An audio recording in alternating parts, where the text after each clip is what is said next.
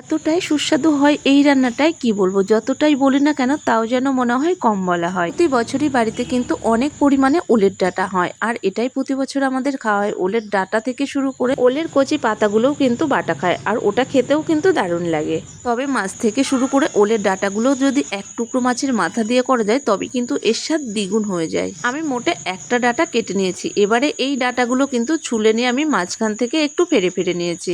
এরপরে কড়াতে একটু উষ্ণ গরম জলের ভেতরে লবণ দিয়ে হালকা করে একটু ভাপ করে নেব। ওই যে বললাম এক টুকরো মাছের মাথা দিলে স্বাদটা দ্বিগুণ হয়, তবে এই এক টুকরো মাছের মাথায় আমার কাছে ছিল। এবারে এতে হলুদ লবণ মাখিয়ে মাছের মাথাটা একটু তেলে ভেজে নেব। বাকি তেলের মধ্যে ডাঁটাগুলো অল্প হলুদ আর লবণ দিয়ে ভাজা করে তুলে নেব। বাকি তেলের মধ্যে কালো জিরে শুকনো লঙ্কা ফোড়ন দেব, আর দেব বেশ কয়েক দানা রসুন দেব। রসুনটাকে একটু লাল করে ভেজে নিয়ে দেব একটু গ্রেট করা আদা আর কয়েকটা চেরা কাঁচা লঙ্কা। হলুদ, ধনে গুঁড়ো, জিরে গুঁড়ো একটু গুলিয়ে দিয়েছিলাম। এবারে মশলাটা একটু নাড়িয়ে নিয়ে ভাজা ডাঁটাগুলো দিয়ে সবটা মিশিয়ে নেব। তারপরে দেবো সামান্য একটু জল। এরপরে মাছের মাথাটাকে ভেঙে দিয়ে দেবো, সাথে সামান্য একটু লবণ আর চিনি দেবো। রান্নাটা কেমন লাগলো জানিও, তবে খেতে দারুণ ছিল।